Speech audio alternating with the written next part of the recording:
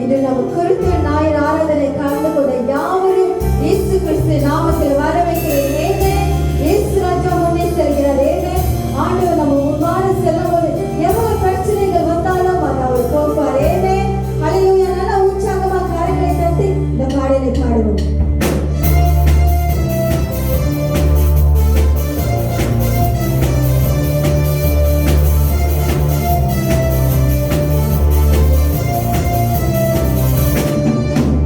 இயேசு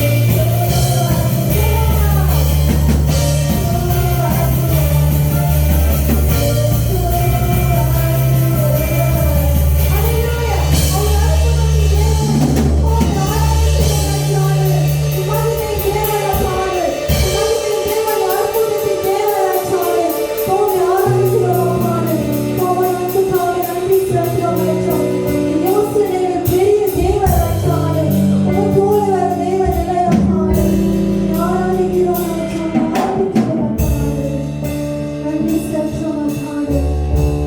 Hallelujah.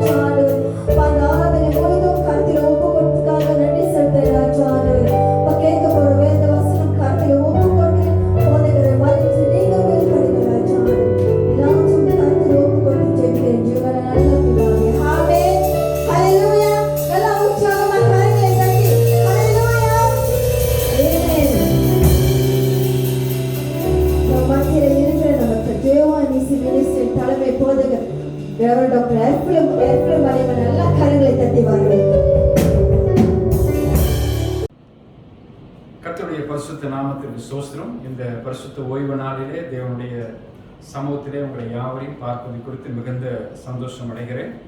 இன்றைய நாள் உங்கள் மத்தியில் மீட்கப்படாத பாவிகள் என்ற தலைப்பில் கர்த்தருடைய வார்த்தையை உங்கள் மத்தியில் நான் பிரசங்கிக்கும்படியாக நான் விரும்புகிறேன். இதற்காக நான் எடுத்துக்கொண்ட வேத பகுதி ரோமர் கழுத நிருபம் 3ஆம் அதிகாரம் 23ஆம் வசனத்தை வாசிக்க கேட்போம். எல்லாரும் பாவம் செய்து தேவ மகிமையற்றவர்களாகி தேவ மகிமை அற்றவர்களாகி மீட்கப்படாத பாவிகள் என்ற தலைப்பில் உங்கள் மத்தியில் நான் பேசுறதுனால இந்த ரோமர் 3ஆம் அதிகாரம் 23ஆம் வசனம் சொல்லப்படுகிறது. எல்லாரும் பாவம் செய்து கடவுளுடைய மகிமையை அற்றவர்களாக இருக்கிறார்கள். எல்லாரும் பாவம் செய்து தேவ மகிமையை முற்றிலுமாக இழந்து போனவர்களாக இன்றைக்கு காணப்படுகிறார்கள் என்று வேத வாக்கியத்தை நாம் பார்க்கிறோம். இந்த பிரசங்க வாக்கியத்தை உங்கள் முன்னால் நான் கொண்டு வருவதற்கான முக்கிய காரணம் என்னவென்றால், ரோமர் 6ஆம் அதிகாரம் 23ஆம் வசனத்தை வாசித்து பாருங்கள். பாவத்தின் சம்பளம் மரணம், தேவனுடைய கிருபை வரமோ நம்முடைய கர்த்தராகிய இயேசு கிறிஸ்துவினால் உண்டான நித்திய ஜீவன். பாவத்தின் சம்பளம் மரணம் என்று இங்கு குறிக்கப்பட்டிருக்கிறது. மீட்கப்படாத ஒரு மனுஷனுடைய நிலை அல்லது பாவத்தில் வாழ்கிற ஒரு மனுஷனுடைய நிலை, அவன் பிற்கால வாழ்க்கை நிலவரங்களை நான் பார்க்கும் பொழுது அவன் பாவத்திலே வாழ்ந்து கொண்டிருக்கிறது நிமித்தமாக கடைசி காலத்தில் பாவத்தின் சம்பளம் மரணமாக அவனுடைய வாழ்க்கையில முடிவாக முடியும். அப்படி என்றால் இறுதி கட்டத்தில், அவன் வாழ்க்கையின் இறுதி கட்டத்தில் பாவத்தில் வாழ்ந்த மனுஷன் சாபத்துக்கு உட்பட்டு மரணத்தில் அவனோட வாழ்க்கை முடிகிறது என்று வேத வாக்கியம் சொல்லப்படுகிறது. இந்த மரணமானது வேதாகமத்தை நீங்க வாசித்து பார்த்தீங்கன்னா 2ஆம் மரணமாக்கி அக்கனியும் கந்தகம் எரிகிற கடல்ல அவன் பிற்காலத்தில் பங்கடைய போகிறான். ஆக இது ரொம்ப துயரமான ஒரு காரியம். ஆகவே மீட்கப்படாத பாவிகளை நாம் கண்டு அவர்களை தேவனிடத்தில் நடத்த வேண்டியது மிக மிக அவசியமாக இருக்கிறது. இன்றைக்கு மீட்கப்பட்ட கிறிஸ்தவர்களுடைய பார்வை எப்படி இருக்கிறது? மீட்கப்பட்ட கிறிஸ்தவர்கள் அப்படின்னா இயேசுவை தெய்வமாக ஏற்றுக்கொண்டு கர்த்தருக்குள்ள ரட்சிக்கப்பட்ட கிறிஸ்தவர்கள் மீட்கப்படாத பாவிகள் மீது அவங்களுடைய பார்வை எப்படி இருக்கிறது? இதை நம்ம எல்லாரும் கொஞ்சம் கவனித்து பார்க்க வேண்டிய ஒரு காரியம். எல்லாரிடத்திலும் அந்த கரிசனை உண்டா? இந்த உலகத்தில் ரட்சிக்கப்படாத ஆயிரம் மக்கள் இருக்கிறார்களே, அவர்களை தேவ ரட்சிப்புக்குள்ள நடத்த வேண்டுமே என்கிற அப்படிப்பட்ட ஒரு பார்வை கிறிஸ்தவர்கள் மத்தியிலே இன்றைக்கு காணப்படுகிறதா? இந்த கண்ணோட்டத்தோடு இன்றைக்கு 2 காரியத்தை உங்கள் மத்தியில நான் பிரசங்கிக்கும்படியாக விரும்புகிறேன். ஒன்றாவது, கிறிஸ்துவின் மீட்பிற்கு புறம்பே இருக்கும் மனிதன் என்றும், இரண்டாவதாக கிறிஸ்துவின் மீட்புக்கு புறம்பே இருக்கின்ற மனிதனின் நிலையை குறித்தும் உங்களோடு கூட நான் பேசும்படி விரும்புகிறேன். முதல் காரியத்தை கொஞ்சம் சற்று ஆழமாக கவனிப்போம். ரோமர் கழுத நிருபம் 3ஆம் அதிகாரம் வசனம் 10, 11, 12 போன்ற வசனங்களை, அதாவது கிறிஸ்துவின் மீட்பிற்கு புறம்பே இருக்கும் மனிதன் என்ற ஒரு பகுதியை குறித்து நாம் தியானிக்க போகிறோம். ரோமர் 3ஆம் அதிகாரம் வசனம் 10, 11, 12 வாசிக்க கேட்போம். அந்தபடியே நீதிமான் ஒருவனாகிலும் இல்லை, உணர்வுள்ளவன் இல்லை, தேவனை தேடுகிறவன் இல்லை. எல்லாரும் வழி தப்பி ஏகமாய் கெட்டு போனார்கள், நன்மை செய்கிறவன் இல்லை, ஒருவனாகிலும் இல்லை. 10ஆம் வசனத்தை பாருங்கள். நீதிமான் ஒருவனும் இல்லை. ஆண்டவரோட பார்வையில தேவ நீதியை நடப்பிக்கிற மனுஷன் இந்த பூமியில ஒருவனும் இல்லை. 11ஆம் வசனம் பாருங்க. தேவனை தேடுகிறவன் இல்லை. கடவுளுடைய வழிபக்கமாக வருகிற மனுஷன் ஒருவனும் இல்லை. 12ஆம் வசனம் சொல்லப்பட்டு எல்லாரும் வழி தப்பி ஏகமாக கெட்டு போனார்களாம், நன்மை செய்கிறவன் ஒருவனும் இல்லை, ஒருவனாகிலும் இல்லை என்று வேத வாக்கியங்களை பார்க்கிறோம். அப்ப இந்த வசன அடிப்படையில் நீங்கள் சற்று தியானித்து பார்க்கும் பொழுது இந்த பூமியில் உள்ள மக்களுடைய நிலவரத்தை நான் பார்க்கிறோம். இந்த பூமியில கோடாகோடி மக்கள் இன்னைக்கு வாழ்ந்து கொண்டிருக்கிறார்கள். இந்த கோடாகோடி மக்களுடைய நிலவரம் என்ன? ஆண்டவருடைய பார்வையில எப்படி இருக்கிறது? நீதிமான் ஒருவனும் இல்லை என்றும், தேவனை தேடுகிற மனுஷன் ஒருவனும் இல்லை என்றும், எல்லாரும் வழி தப்பி ஏகமாக கெட்டு போனார்கள், நன்மை செய்கிறவன் இல்லை, ஒருவனும் இல்லை என்று ஆண்டவர் அவருடைய பார்வையில் அங்கலாய்க்கிறார். ஆக நீதிமொழிகள் 14ஆம் அதிகாரம் வசனம் 12, 16ஆம் அதிகாரம் 25, 21ஆம் அதிகாரம் 2ஆம் வசனம், இந்த 3 வசன பகுதிகளை நீங்க வாசித்து பார்க்கும் பொழுது மனுஷனுக்கு செம்மையாக தோன்றுகிற வழிகள் உண்டு, அதனுடைய முடிவோ மரண வழிகள் என்று எழுதப்பட்டிருக்கிறது. இன்றைக்கு இப்படிப்பட்ட தங்களுடைய மன விருப்பத்தின்படி வாழ்கிற மனுஷனுடைய நிலைமை என்ன என்று ஒரு கேள்வி நீங்க எழுப்புவீர்கள் என்றால், அவர்கள் மனப்போனபடி அவர்கள் வாழ்கிறார்களே, அவருடைய நிலைதான் என்ன என்று பார்க்கும் பொழுது இந்த நீதிமொழிகள்ல 14ஆம் அதிகாரம், 16ஆம் அதிகாரம், 21ஆம் அதிகாரம் ரொம்ப அழகாக இந்த 3 வசனங்களை விவரித்து சொல்லுகிறது. மனுஷனுக்கு செம்மையாக தோன்றுகிற வழிகள் உண்டு, அவன் ஒரு வழியை தெரிந்து கொண்டான், இதுதான் சரியான வழி என்று. அந்த வழிமுறையிலேயே அவன் வாழ்கிறான். ஆனா அது அவனுக்கு அதனுடைய முடிவு மரண வழி என்று அறியாது இருக்கிறான். இதுதான் இன்றைக்கு மனுஷனுடைய நிலைமையாக காணப்படுகிறது. ஆக எப்படி தான் தோன்றி தனமாக இன்றைக்கு பூமியில வாழ்ந்து கொண்டிருக்கிற மனிதர்களை நாம் எப்படி நாம சந்திப்பது? இந்த நிலைமையை குறித்து, இந்த நிலைமையில வாழுகிற மனுஷர்களை குறித்து ஆண்டவருடைய அங்கலாய்ப்பு என்ன என்று நீங்கள் மத்தேயு எழுதின சுவிசேஷம் 9ஆம் அதிகாரம் 36ஆம் வசனத்தை வாசித்து பாருங்க. வாசிப்போம். மத்தேயு 9:36. அவர் திரளான ஜனங்களை கண்ட பொழுது அவர்கள் மேய்ப்பதில்லாத ஆடுகளைப் போல தொய்ந்து போனவர்களும் சிதறப்பட்டவர்களுமாய் இருந்தபடியால் அவர்கள் மேல் மனதுருகி. இயேசு திரளான ஜனங்களை கண்டபோது, அவர்கள் ஊழிய காலத்துல திரள் கூட்டமான ஜனங்களை இயேசு கிறிஸ்து பார்க்கிறார். அவர்கள் மேய்ப்பனில்லாத ஆடுகளைப் போல தோய்ந்து போனவரும் சிதறப்பட்டவருமாய் இருந்தபடினால அவர்கள் மேல அவர் மனதுருகினார். ஐயோ, இந்த ரட்சிப்பின் வழியை அவர்கள் காணாமல் இருக்கிறார்களே, மனபோன வாழ்கிறார்களே, தங்களுக்கென்று ஒரு வழிமுறை தெரிந்து கொண்டார்களே, இதுதான் சரியான வழி என்று வாழ்ந்து கொண்டிருக்கிறார்களே, இதனுடைய முடிவு மரண வழியாக இருக்கும் என்று அறியாதிருக்கிறார்களே என்று சொல்லி மேய்ப்பினில்லாத ஆடுகளைப் போல சிதறப்பட்டிருக்கிற மனுஷர்களை பார்த்து ஆண்டவர் அங்கலாய்க்கிறார். நீங்கள் ஒரு காரியத்தை யோசனையோடு நீங்கள் தியானிக்க வேண்டும். கிறிஸ்துவின் மீட்புக்கு புறம்பே இருக்கிற மனிதர்களுடைய மனிதர்கள் எப்படிப்பட்டவர்கள் என்பதை இந்த இடத்துல நீங்கள் காண வேண்டும். யோவானுக்கு எழுதின சுவிசேஷம், மன்னிக்கணும், சங்கீதம் 14ஆம் சங்கீதம் வசனம் 2, 3 கொஞ்சம் கவனித்து பாருங்க. தேவனை தேடுகிற உணர்வுள்ளவன் உண்டோ என்று பார்க்க கர்த்தர் பரலோகத்திலிருந்து மனுபுத்திரரை கண்ணோக்கினார். எல்லாரும் வழி விலகி ஏகமாய் கெட்டு போனார்கள், நன்மை செய்கிறவன் இல்லை, ஒருவனாகிலும் இல்லை. சங்கீதம் 14:2 சொல்லப்படுகிறது, தேவனை தேடுகிற உணர்வுள்ளவன் உண்டோ என்று பார்க்க கர்த்தர் பரலோகத்திலிருந்து மனுபுத்திரனை கண்ணோக்கி பார்த்தார். 3ஆம் வசனம் சொல்லப்படுகிறது, எல்லாரும் வழி விலகி, இந்த பூமியில வாழ்கிற மக்கள் எல்லாரும் வழி விலகி ஏகமாக கெட்டு போனார்கள், நன்மை செய்கிறவன் இல்லை, ஒருவனாகிலும் இல்லை என்று ஆண்டவர் பார்த்து அங்கலாய்க்கிறார். எனக்கு அன்பான தேவ மக்களே, ஆண்டவருடைய பார்வை போல நம்முடைய பார்வை, நம்ம கிறிஸ்தவர்களுடைய பார்வை இருக்கும் என்றால், இந்த பூமியில தேவனற்றவர்களாக, இந்த பூமியில பாவத்திலும் அக்கிரமத்திலும் வாழ்ந்து கொண்டிருக்கிற மக்களை நாம் அணுகி அவர்களுக்கு ஆண்டவர் பற்றி சொல்லாமல் இருக்கவே முடியாது. ஆதியாகமம் புஸ்தகத்தில் 6ஆம் அதிகாரம் வசனம் 5, 6 போன்ற வசனத்தை சற்று நீங்க வாசித்து பாருங்கள். அதிலிருந்து ஒரு குறிப்பு அவங்களோட நான் பேசும்படி விரும்புகிறேன். மனுஷனுடைய அக்கிரமம் பூமியிலே பெருகினது என்றும் அவன் இருதயத்தின் நினைவுகளின் தோற்றமெல்லாம் நித்தமும் பொல்லாததே என்றும் கர்த்தர் கண்டு தாம் பூமியிலே மனுஷனை உண்டாக்கினதற்காக கர்த்தர் மனஸ்தாபப்பட்டார். அது அவர் இருதயத்திற்கு விசனமாயிருந்தது. தேவ ஜனங்களா இருக்கிற நம்ம எல்லாரும் ஆண்டவருடைய இருதயம் எப்படிப்பட்ட நிலையில இன்றைக்கு கர்த்தரை அறியாத நிலையில இருக்கிற மனுஷர்களை கர்த்தர் பார்க்கிறார் என்பதையும், அவருடைய மன வேதனை எவ்வளவா இருக்கிறது என்பதையும் நாம் இங்கு அறிய வேண்டும்.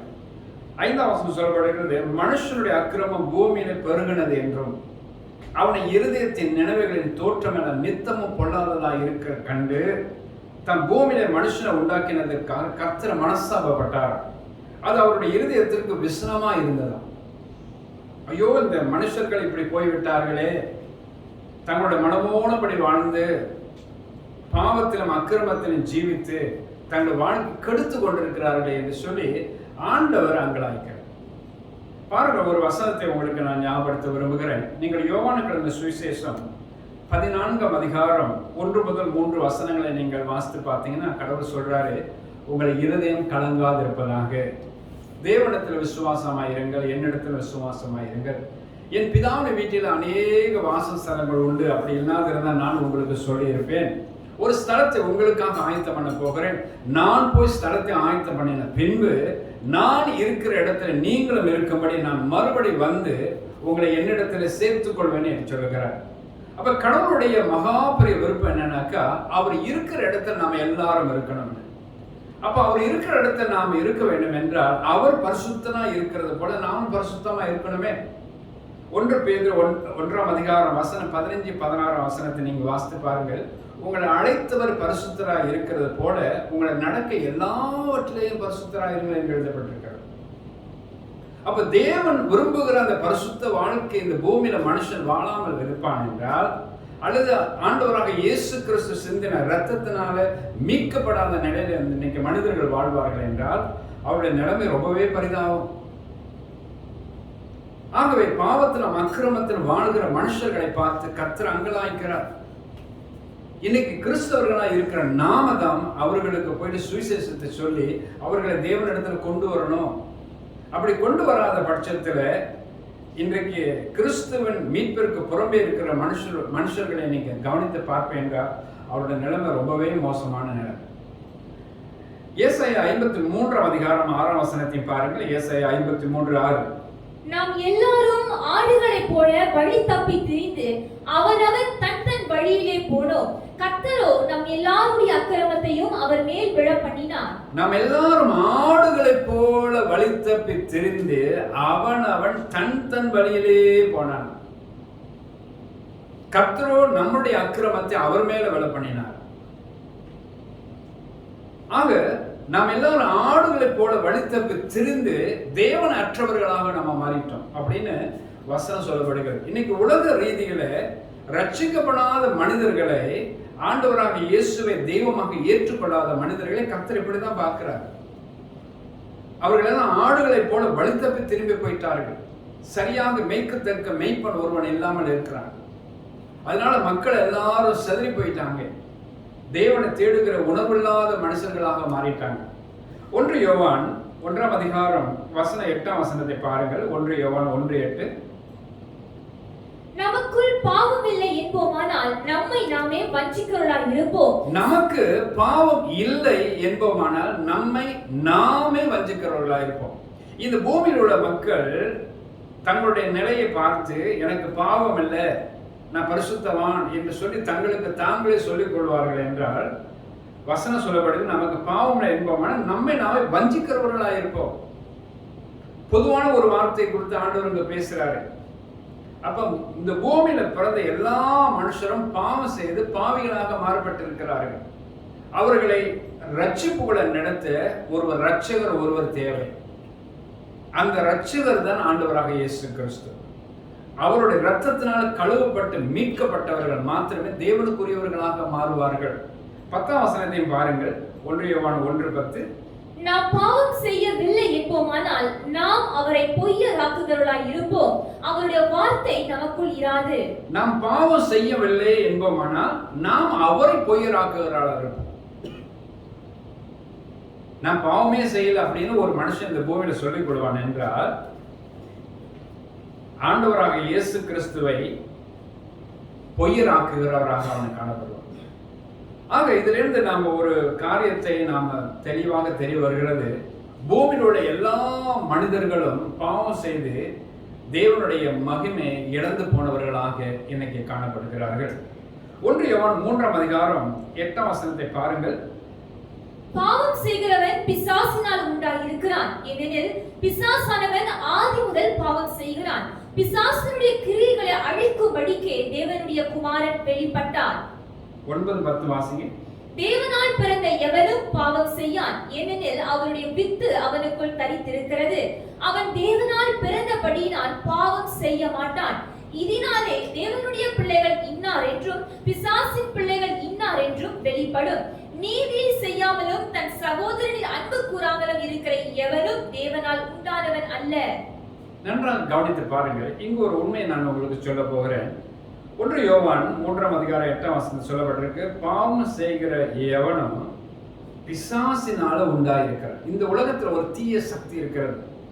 தேவ ஜனங்களுக்கு எதிர்ப்பாக கிரியை செய்கிற ஒரு சக்தி, கடவுளுக்கு விரோதமாக எதிர்ப்பாக கிரியை செய்கிற ஒரு சக்தி தான் பிசாசின் ஆவிகள். இந்த பிசாசின் ஆவிகளை குறித்து வேதம் சொல்லும் பொழுது, பாவம் செய்கிற எல்லாரும் இந்த பிசாசின் ஆவினால் உண்டாயிருக்கிறவர்கள் என்று வேத வாக்கியங்கள் சொல்லப்படுகிறது. காரணம் என்னவென்றால், பிசாசின் ஆவியினால தூண்டப்பட்டுதான் இவர்கள் இப்படிப்பட்ட பாவக்கிரிகளை செய்து கொண்டிருக்கிறார்கள். 9ஆம் வசனத்தை பாருங்க, தேவனால் பிறந்த எவனும் பாவம் செய்யான். அப்படி என்றால் அவர்கள் தேவனால் பிறக்கப்படாத நிலையில இருக்கிற ஒவ்வொரு மனுஷர்களையும் பாவத்திலும் அக்கிரமத்திலும் வாழ்ந்து கொண்டுதான் இருப்பார்கள். 10ஆம் வசனத்தை கடவுள் சொல்றார், இதனாலே தேவனுடைய பிள்ளைகள் இன்னார் என்றும் பிசாசின் பிள்ளைகள் இன்னார் என்றும் உங்களுக்கு வெளிப்படும். ஆக பாவம் செய்கிறவர்கள் பிசாசினால் உண்டாயிருக்கிறார்கள். 9ஆம் வசனத்தில் பார்க்கிறோம், தேவனால் பிறந்த எவனும் பாவம் செய்யான். ஆக தேவனால ரட்சிக்கப்பட்டு விடுவிக்கப்பட்டு இயேசு கிறிஸ்துவினுடைய ரத்தத்தினால் மீட்கப்பட்டவர்கள் தான் தேவனுடைய பிள்ளைகளாக மாறக்கூடும். அவர்கள் மாத்திரமே தேவனை உண்மை உள்ள இருதயத்தோடு உத்தமுள்ள மனதோடு கர்த்தரை சேவித்து அவருக்கு உண்மை உள்ள நற்சாட்சிகளாக அவர் வாழ்வார்கள். மற்றவர்கள் எல்லாரும் இந்த பூமியில பாவத்திலும் அக்கிரமத்திலும் வாழ்ந்து கொண்டிருப்பார்கள். காரணம் என்னவென்றால், அவர்கள் பிசாசின் ஆவியினாலே தூண்டப்பட்டு இந்த உலகத்தில் அசுத்தமான கிரிகளை செய்கிறபடினாலே தேவனுக்கு அந்நியர்களாக மாறப்படுகிறார்கள். இந்த பகுதியினுடைய ஒரு முடிவாக ஒரு வார்த்தை நான் சொல்ல விரும்புகிறேன். ஆகவே பாவிகள் யாவரும் தேவனுக்கு தேவனால மீட்கப்பட்டு விடுவிக்கப்பட வேண்டியது மிக மிக அவசியமாக இருக்கிறது. நாம நிறைய வசனங்களை நாம் தியானித்தோம். அவர்கள் கர்த்தரை அறியாத பட்சத்துல இந்த உலகத்துல எல்லா அசுத்தங்களும் ஒரு சேர அவங்களுடைய வாழ்க்கையில் இன்னைக்கு காணப்படுகிறது. இதுதான் மீட்புக்கு புறம்பே இருக்கிற மனுஷன், அவனுடைய வாழ்க்கை இவ்வளமாக தான் காணப்படுகிறது என்று கடவுள் சொல்லுகிறார். இந்த நிலையிலிருந்து அவனை விடுதலையாக்கி ரட்சிக்க கூடும் என்றால், இன்னைக்கு ரட்சிக்கப்பட்டு தேவனுடைய பிள்ளைகளை என்று சொல்லிக் கொடுக்கிற தேவ ஜனங்கள் நம்ம எல்லாரும் இப்படிப்பட்ட மக்களை போய் நாம் சந்திக்கணும். சந்தித்து அவர்களை தேவனிடத்துல நாம கொண்டு வரணும். அவங்களுக்கு கடவுளுடைய அன்பை நாம சொல்லி அவர்களை நாம் அறிவித்து கர்த்தருடைய வழியில நடத்த வேண்டியது அவசியமா இருக்கு. ஒரு வசனத்தை உங்களுக்கு ஞாபகப்படுத்த விரும்புகிறேன். 1 தீமோத்தேயு 1ஆம் அதிகாரம் 15ஆம் வசனத்தை பாருங்கள்.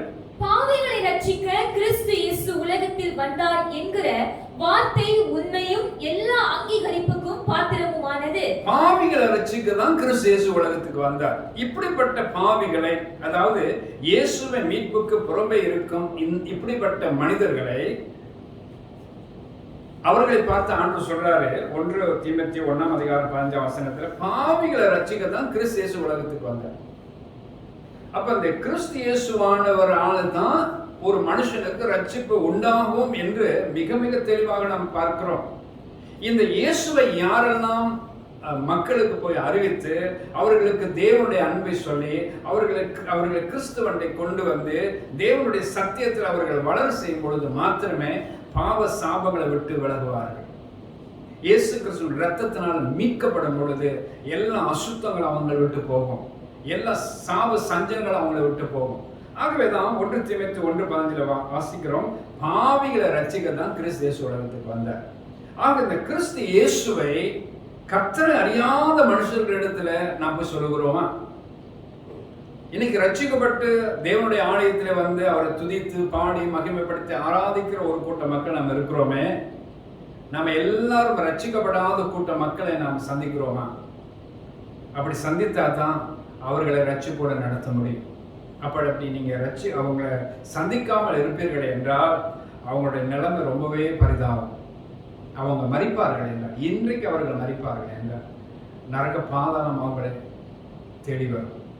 இப்படிப்பட்ட நிலைமையிலிருந்து அவங்களை விடுவிக்க வேண்டும் என்று ஆண்டவர் விரும்புகிறார். அந்த விருப்பத்துக்கு நாம் இணங்கி நம்ம எல்லாரும் ஒரு சேர கர்த்தரை அறியாத மக்களை நாம் சந்தித்து அவர்களுக்கு தேவனுடைய அன்பை சொல்லி அவர்களை கர்த்தரிடத்தில் கொண்டு வர வேண்டுமே. இது நம்மேல் இந்த கடமையாக நாம் உணர்ந்து இந்த ஊழியத்தை நம்ம எல்லாரும் சேர்ந்து செய்யும் பொழுது அநேக மக்கள் கர்த்தரிடத்தில் திரும்புவார்கள். ஆமென். இரண்டாவதாக, இயேசு கிறிஸ்துவின் மீட்புக்கு புறம்பே இருக்கின்ற மனுஷனுடைய நிலையை குறித்து உங்களோடு கூட நான் பேச போகிறேன். இவ்வளவு நேரமாக இயேசு கிறிஸ்துவின் மீட்புக்கு புறம்பே இருக்கின்ற மனிதனை குறித்து நான் பார்த்தோம். இப்பொழுது அவனுடைய நிலையை குறித்து உங்களோட நான் பேச போகிறேன். எப்படிப்பட்ட நிலையில இன்றைக்கு அவன் காணப்படுகிறான், அவன் நிலையை அறிந்துதான் இன்னைக்கு நாம் அவனுக்கு உதவி செய்யணும். நீங்க முதலாவது அவன் இருக்கிற நிலையை நீங்க தெரிந்து கொள்ளாவிட்டால் எப்படி அவங்களால உதவி செய்ய முடியும்? ஆக வேத வசனங்களை அங்கே நான் உங்களுக்கு காட்ட போகிறேன் அவன் எப்படிப்பட்ட நிலையில இன்னைக்கு அவன் காணப்படுகிறான் என்று. எபேசியர் 4ஆம் அதிகாரம் 18ஆம் வசனத்தை வாசிப்போம். அவர்கள் புத்தியில் அந்தகாரப்பட்டு தங்கள் இருதய கடினத்தினால் தங்களில் இருக்கும் அறியாமையினாலே தேவனுடைய ஜீவனுக்கு அந்நியராயிருந்து. நன்றாக கவனிச்சு கேளுங்கள்.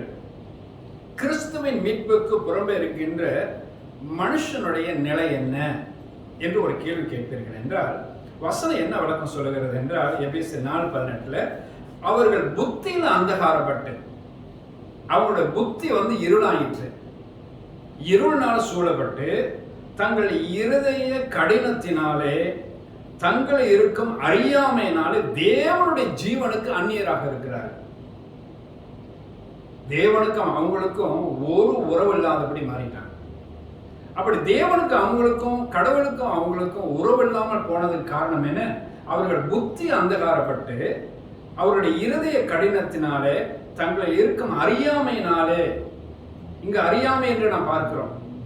எது சரி எது சரியில்லை, எது உண்மை எது தவறு என்று அவர்களுக்கு அறிய முடியல. அவருடைய அறியாமையினால் தேவனுடைய ஜீவனுக்கு அந்நியராக இருக்கிறார். இதுதான் அவங்களுடைய நிலை. அப்ப தேவ ஜனங்கள் நம்ம எல்லாரும் அவங்களுடைய நிலை என்ன என்பதை நீங்க புரிஞ்சு கொண்டாதான் அவங்களுக்கு உதவி செய்ய முடியும். நீங்க புரிஞ்சு கொள்ளாத பட்சத்தில் எப்படி அவங்களுக்கு போய் உதவி செய்வீங்க?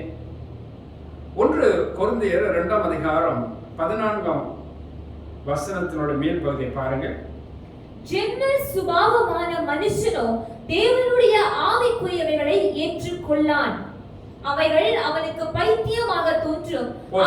போதுமான ஜென்ம சுபாவம் உள்ள மனுஷனும் தேவனுடைய ஆவிக்குரியவைகளை ஏற்றுக்கொள்ளான். அவைகள் அவனுக்கு பைத்தியமா இருக்கும். பாத்தீங்களா? ஜென்ம சுபாவம் என்றால் மனுஷிகமாக இந்த பூமியில பிறந்த மனுஷிகமான ஒரு மனிதனுக்கு ஜென்ம சுபாவமான மனுஷனும் தேவனுடைய ஆவிக்குரியவைகளை ஏற்றுக்கொள்ள. ஆவிக்குரியவைகள் என்னவென்று அவனுக்கு தெரியாது, அதனால அவன் ஏற்றுக்கொள்ள முடியாது. அப்படியே அவன் பேசினாலும் அவன்கிட்ட அவன் ஏற்றுக்கொள்ள மாட்டான். காரணம் என்ன? மாம்ச பிரகாரமான வாழ்க்கை வாழ்ந்து கொண்டிருக்கிற மனுஷனுக்கு ஆவிக்குரிய காரியத்தை எடுத்து சொன்னா அவனுக்கு விளங்கவே விளங்க. அவைகள் அவனுக்கு பைத்தியமா தோன்றுமா? ஏனென்றால் இப்படிப்பட்ட காரியத்து ஊடாக அவன் வந்தவனே கிடையாது. இவைகளை அவன் காதனால கேட்டவனும் கிடையாது. இப்படிப்பட்ட பழக்க வழக்கங்கள் அவனோட வாழ்க்கையில் இருந்ததும் கிடையாது. ஆகவே நீங்கள் பேசுறதுல அவனுக்கு பைத்தியம் போல இருக்கும். ஒரு பைத்தியக்காரன் பேசுகிறது போல அவர்கள் நினைப்பார்கள். எரேமியா 17ஆம் அதிகாரம் 9ஆம் வசனத்தை பாருங்கள். எல்லாவற்றை பார்க்கிலும் இருதயமே திருக்குள்ளதும் மகா கேடுள்ளதுமாய் இருக்கிறது, அதை அறியத்தக்கவன் யார்? அவனுடைய இருதயம் எப்படிப்பட்ட நிலையில இருக்கு அப்படிங்கறத இங்க பாருங்க. எல்லாவற்றை பார்க்கலும் இருதயமோ திருக்குள்ளதும் மகா கேடுள்ளதுமா இருக்கு. அப்ப ரட்சிக்கப்படாத அல்லது மீட்கப்படாத அல்லது மீட்புக்கு புறம்பே இருக்கின்ற ஒரு மனுஷனுடைய நிலை என்ன என்று நீங்கள் அந்த கேள்விக்கு என்ன பதில்னாக்கா, எல்லாவற்றை பார்க்கிலும் அவங்களுடைய இருதயமும் திருக்குள்ளதும் மகா கேடுள்ளதுமா இருக்கு. நற்காரியங்களை தங்களுடைய இருதயத்துல பதிக்க வைக்க வேண்டியவர்கள் எப்படி இருக்கிறாங்க? இருதயமும் திருக்குள்ளதும் மகா கேடுமா இருக்குது. இது குறித்து மத்திய எழுதின சுவிசேஷம் 15ஆம் அதிகாரம் வசனம் 19-20 சொல்லப்படுகிறது. இருதயத்திலிருந்து பொல்லாத சிந்தனைகளும், அப்ப இருதயத்தில் எப்படிப்பட்ட சிந்தனை வருகிறது பாருங்க.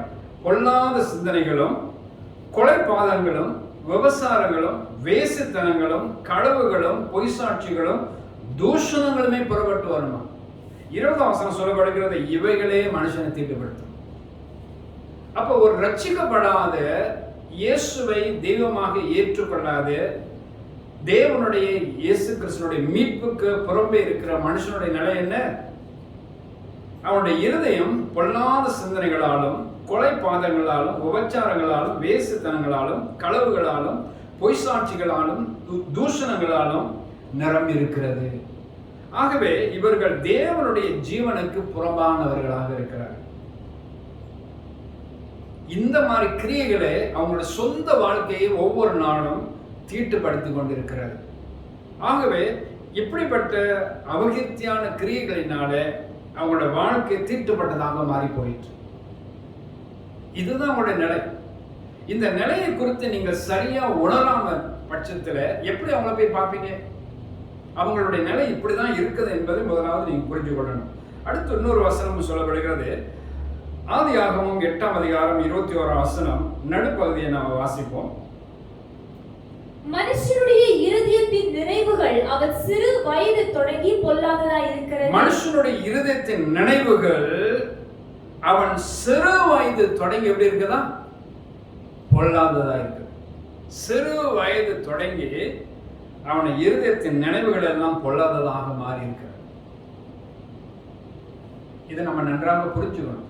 ரட்சிக்கப்படாத ஒரு மனுஷன் என்ன மாதிரி நிலையில இருக்கிறான், அவன் இருக்கிற நிலையை நீங்க தெரிஞ்சாதான் அவனுக்கு உதவி செய்ய முடியும். தீத்து 3ஆம் அதிகாரம் 3ஆம் வசனத்தையும் பாருங்கள். தீத்து 3:3.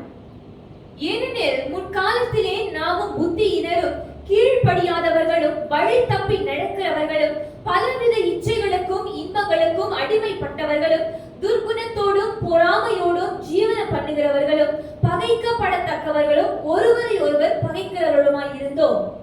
முற்காலம் என்று சொல்லும் போது ரட்சிப்புக்கு முன்காலம் என்று கிறிஸ்தவர்களுக்கு சொல்லப்படுகிறது. ஆனா ரட்சிக்கப்படாத மனுஷனுடைய நிலைமை இதுதான். அவருடைய பாருங்க, முற்காலத்திலே நாமும் புத்தியினரும் எப்படி மக்கள் இருக்கிறார்கள்னா, புத்தியினர், கீழ்ப்படியாதவர்கள், வழித்தப்பி நடக்கிறவர்கள், பலவிதமான இச்சைகளுக்கும் இன்பங்களுக்கும் அடிமைப்பட்டவர்கள், துர்க்குணத்தோடும் பொறாமையோடும் ஜீவனம் பண்ணுகிறவர்கள், பகைக்கப்படத்தக்கவர்களும் ஒருவரை ஒருவர் பகைக்கிறவர்களுமா இருக்கிறார்கள். அப்ப இதுதான் உங்களுடைய வாழ்க்கையுடைய சூழல்கள் என்று வேத வாக்கியங்கள் தெளிவுரை எடுத்து சொல்லுகிறது. அப்ப கிறிஸ்து மீட்புக்கு புறம்பே இருக்கின்ற மனிதனுடைய நிலை இவனமா இருக்கிறது. இதை நம்ம சரியாக விளங்கி கொண்டாதான் அவர்களை எப்படி அணுகலாம், அவங்களுடைய நிலைமை, அவங்களுடைய இருதயம் இப்படிப்பட்ட நிலையில இருக்கிறதே, அவங்களுடைய இருதயத்தை சுத்திகரிக்கிற தேவனை நம்ம எப்படி அறிமுகப்படுத்துறது அப்படிங்கிறது நீங்கள் ஆலோசித்து தெய்வ பயத்தோடு தெய்வ வார்த்தையோடு அவர்கள் அணுகுவதற்கு ஏதுவான காரியங்களை நடப்பிக்க முடியும். ஆக முதலாவது அவங்களுடைய நிலையை நீங்க புரிஞ்சு கொள்ளுங்க. ரோமர் 7ஆம் அதிகாரம் 5ஆம் வசனத்தை வாசிப்போம். நாம் மாம்சத்திற்கு உட்பட்டிருந்த காலத்தில் நியாய பிரமாணத்தினாலே தோன்றிய பாவ இச்சைகள் மரணத்துக்கு ஏதுவான கனிகளை கொடுக்கத்தக்கதாக நம்முடைய அவயங்களிலே பலன் செய்தது. இங்க பாருங்க, நம் மாம்சத்திற்கு உட்பட்டிருந்த காலத்திலே, அதாவது நியாயப்பிரமாணத்தில் தோன்றின பாவ இச்சைகள் மரணத்திற்கு ஏதுவாக கனிகளை கொடுக்கத்தக்கதாக நம்முடைய அவயவங்கள்ல பலன் கொண்டதான். இங்க பாருங்க, ஒரு காரியம் சொல்லப்பட்டிருக்கு. பாவ இச்சைகள் மரணத்துக்கு ஏதுவாக. இந்த பாவத்தில் வாழ்கிற மனுஷனுக்கு சீக்கிரமே ஒரு மரணம் ஒன்று வரப்போகுது. அதான் 2ஆம் மரணமாக அக்கனியும் கந்தகம் எரிகிற கடல். அப்ப இந்த பூமியில வாழ்கிற மனுஷன் பாவத்தில் அக்கிரமத்தில் வாழ்கிறதுனால அவனுக்கு மரணம் ஒன்று அவனை தேடி வருகிறது. அந்த மரணத்தினுடைய முடிவு அக்கனியும் கந்தகம் எரிகிற கடல் என்று நாம் வாசிக்கிறோம். அவன் மரணத்துக்குள்ளாகவே நாம் அவனை ரட்சிக்க வேண்டும். இதுதான் ஆண்டவர் நம்மளை பார்த்து பேசுகிறார். பாவ இச்சைக்கு, அதாவது இச்சைகள் மரணத்துக்கு ஏதுவான கனிகளை கொடுத்து நம்முடைய அவயவங்களை பலன் செய்கிறது என்று எழுதப்பட்டிருக்கு. அப்ப மரணத்துக்கு ஏதுவான நிலையில அவனை நடத்தி கொண்டு வருகிறது இந்த காரியங்கள் எல்லாம். அப்ப இதை நீங்க இப்படியே விட்டுட்டீங்கன்னாக்கா பாவத்துக்கு மேல பாவம் செய்வான், சாபத்துக்கு மேல சாபத்துக்கு உட்படுவான். ஒரு நாளைக்கு அந்த மரணம் அவனுக்கு வரும். அதுக்குள்ளாகவே கர்த்தர் சொல்றாரு, அவனை போய் சந்தி, அவனை இங்க சந்திக்கணும். அவன் ஜீவிக்கிற காலம் சொற்ப காலம். இந்த சொற்ப காலத்துக்குள்ள அவனுடைய மரணம் அவனுக்கு நேரிடும் என்றால் அக்கனின் கந்தகம் எறிகிற கடலுக்கு போயிடுவான். அப்ப தேவ பிள்ளைகளாக இருக்கிற நீங்கள் அவன நிலைமையை என்ன நிலையில இருக்கிறான் என்று அறிந்து உணர்ந்து நீங்கள் அவனை சந்திக்கணும்னு சொல்லி ஆண்டவர் சொல்றார். எபேசியர் 2ஆம் அதிகாரம் 2-3 வசனத்தையும் பாருங்கள். அங்கு ஒரு தெளிவான காரியத்தை கர்த்தர் பேசுகிறார். அவைகளில் நீங்கள் முற்காலத்திலே இவ்வுலக வழக்கத்திற்கு ஏற்றபடியாகவும் கீழ்ப்படியாமையின் பிள்ளைகளிடத்தில் இப்பொழுது கிரியை செய்கிற ஆகாயத்து அதிகார பிரபுவாகிய ஆவிக்கேற்றபடியாகவும் நடந்து கொண்டீர்கள். அவர்களுக்குள்ளே நாம் எல்லாரும் முற்காலத்திலே நமது மாம்ச இச்சைகளின்படி நடந்து நமது மாம்சமும் மனசும் விரும்பினவைகளை செய்து சுபாவத்தினாலே மற்றவர்களைப் போல கோபாக்கனின் பிள்ளைகளாய் இருந்தோம். சரி, முதல் குறிப்பில் நான் பேசினது போல இங்க அதே குறிப்பு மறுபடியும் இங்க வருகிறது. எபேசியர் 2ஆம் அதிகாரம் 2-3 வசனங்கள்ல அவைகளை நீங்கள் முற்காலத்து இந்த உலக வழக்கத்துக்கு ஏற்றபடியாகவும், இந்த முழு உலகத்தினுடைய வழக்கத்துக்கு ஏற்றபடியாகவும் கீழ்ப்படியாமல் பிள்ளைகளிடத்தில் எப்பொழுது கிரியை செய்கிற ஆகாயத்து அதிகார பிரபுவாகி ஆவிக்கேற்றபடியாகவும் நடந்து கொண்டிருக்கு. அப்ப ஆகாயத்து அதிகார பிரபு என்று சொல்லுகிற இந்த வார்த்தை சத்ரு சாத்தானை குறிக்கிறது, பேய் பிசாசுகளை குறிக்கிறது, இந்த பூமியில காணப்படுகிற அசுத்த ஆவிகளை குறிக்கிறது. இந்த அசுத்த ஆவியினுடைய கிரியைகளுக்கு மனுஷன் உட்படுகிறான். இந்த அசுத்த ஆவிகள் மனுஷனை தீமையான காரியத்துக்கு நேராக அவனை நடத்துகிறது. இந்த தீமையான காரியத்துக்கு நேராக அவனும் செல்லுகிறான். ஆக அவனோட வாழ்க்கை ரொம்ப மோசமான நிலையில மாறுவதற்கு பிசாசுகளின் தூண்டுதலும் காரணமாக இருக்கிறது என்று இந்த வசனத்துல ரொம்ப தெளிவாக சொல்லப்பட்டிருக்கிறது. 3ஆம் வசனத்தை பாருங்கள். அவர்களுக்குள்ளே நாம் எல்லாரும் முற்காலத்திலே நமது மாம்ச இச்சையின்படி நடந்து நமது மாம்சமும் மனசும் விரும்பினவைகளை செய்து சுபாவத்தினாலே மற்றவர்களைப் போல கோபக்கனின் பிள்ளைகளானா இருந்தோம் என்று எழுதப்பட்டது. எப்படி இந்த நிலைமை மனுஷனுக்கு வந்ததுனாக்கா, மனுஷனுடைய அதாவது அவன் மாம்சத்தினால அவனுடைய மனசும் மாம்சமும் விரும்பினவைகளை அவன் செய்து, அவன் மனசு என்ன சொல்லுது, அவன் மாம்சம் என்ன சொல்லுது, அதை அப்படியே செய்வான். செய்து சுபாவத்தினால மற்றவர்களைப் போல கோபாக்கின பிள்ளைகளாக ஆனான். அப்ப தேவனோட கோபம் அவன் மேல வருவதற்கு காரணமா இருந்தது. காரணம் என்ன? உலகத்தில் உள்ள இப்படிப்பட்ட அசுத்தத்தின் மத்தியில் அவன் வாழ்ந்து கொண்டிருக்கிறான். அப்ப அசுத்த ஆவிகளுடைய தூண்டுதல் அவனை இப்படிப்பட்ட கிரியைகளுக்கு உட்பட்டு இருக்கிறது.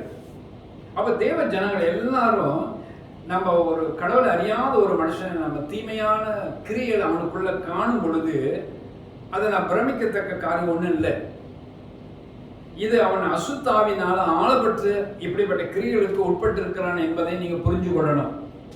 அவனுக்கு எந்த வகையில நாம அவனுக்கு உதவி செய்யலாம் என்பதைதான் நீங்க யோசிக்கணும்.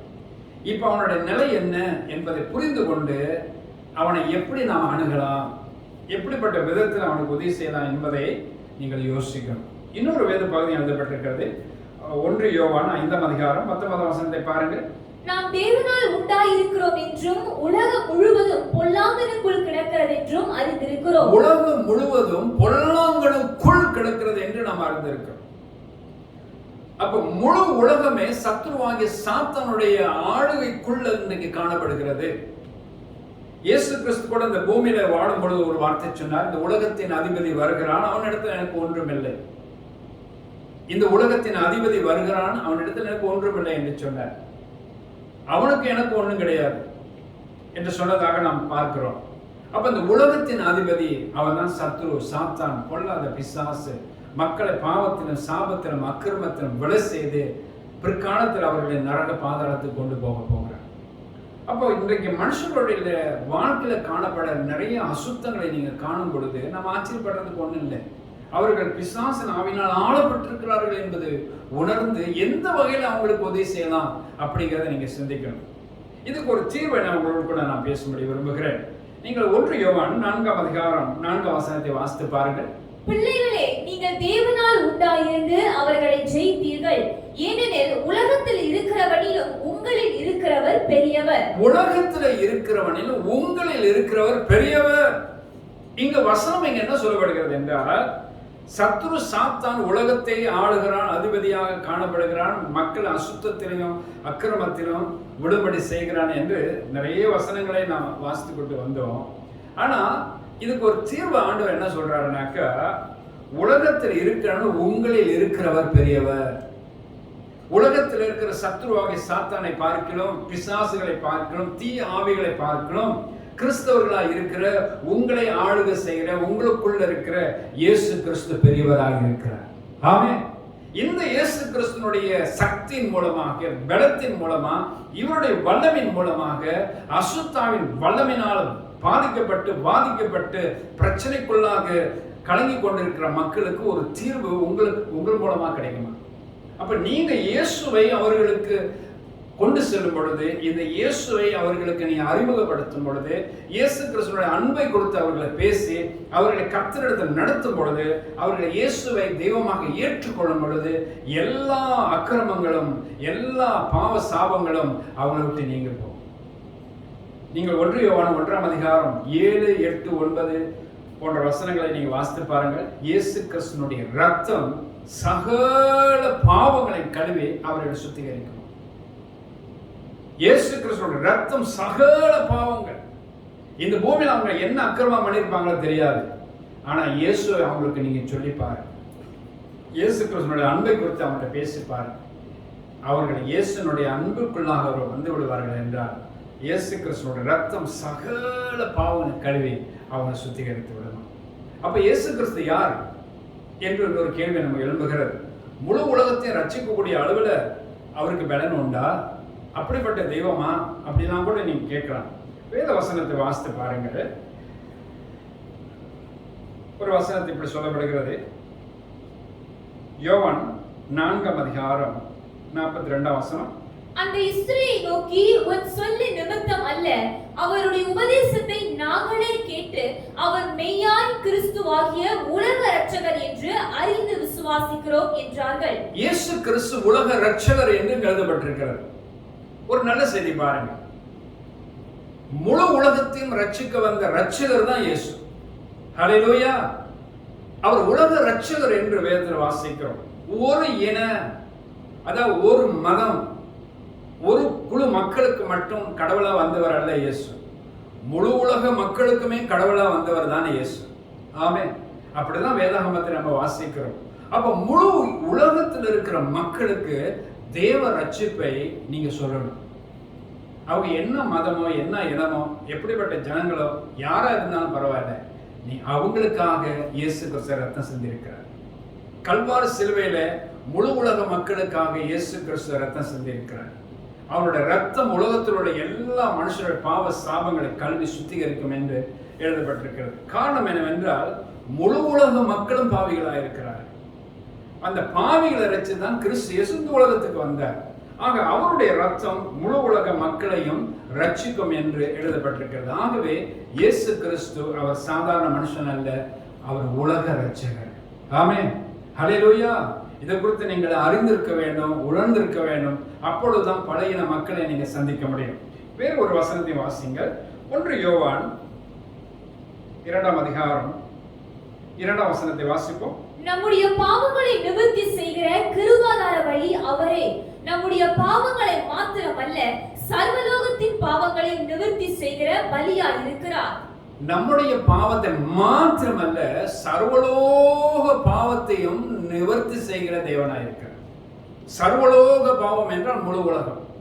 முழு உலக மக்களுடைய பாவத்தை எல்லாம் பரிகரிக்க வந்தவர் தான் இந்த இயேசு என்பதை மிக தெளிவாக இந்த வசனம் மிக மிக ஆழமாக நமக்கு எடுத்துரைக்கிறது.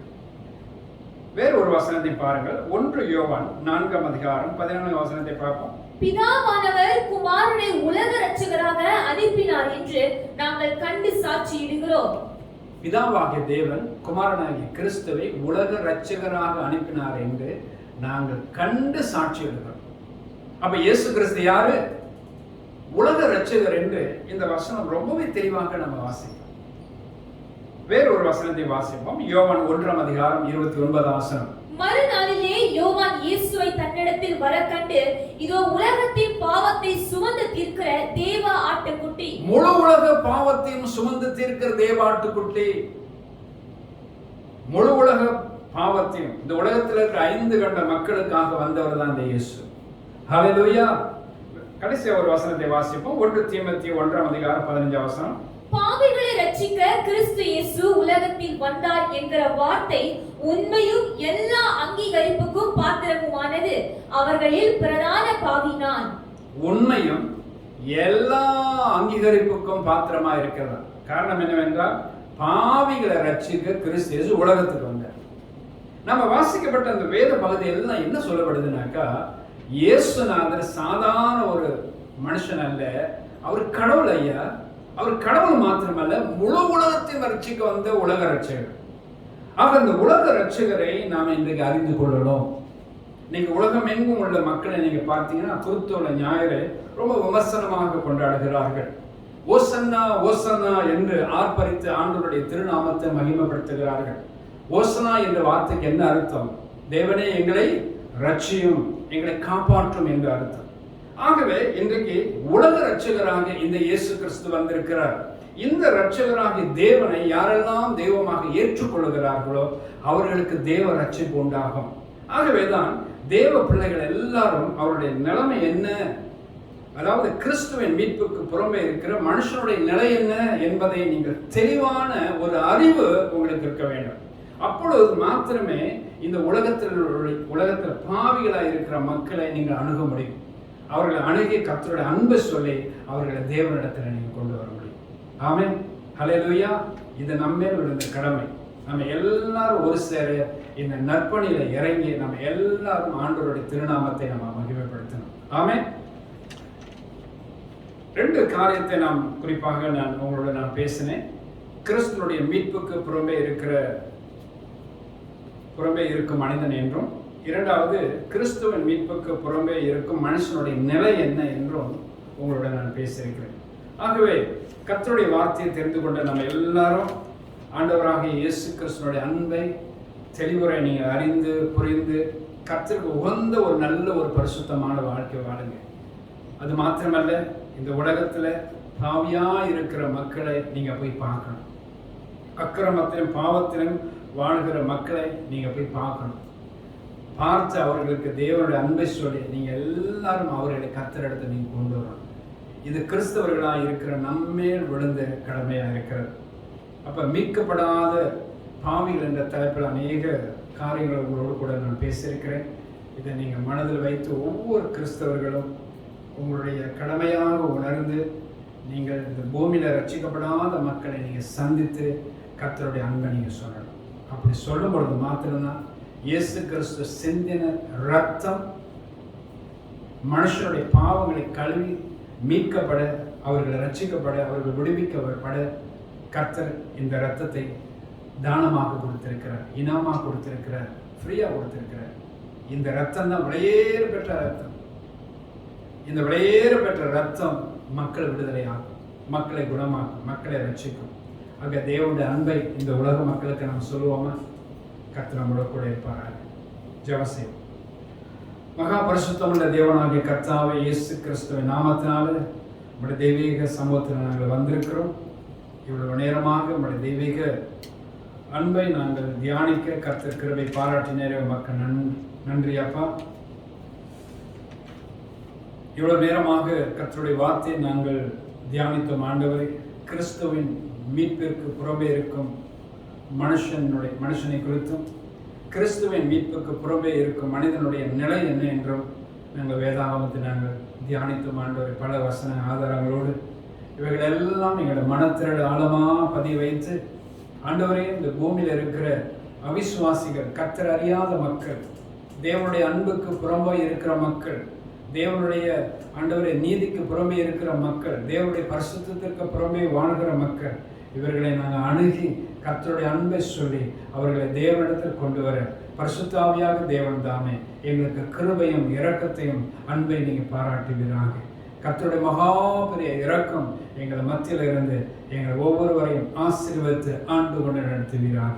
இயேசு கிறிஸ்துவின் மாறாத தேவநாமத்தில் கேட்டு ஜெபிக்கிறோம் எங்கள் நல்ல பிதாவே. ஆமென், ஆமென், ஆமென். God bless you. கர்த்தருடைய ஆசீர்வாதம்.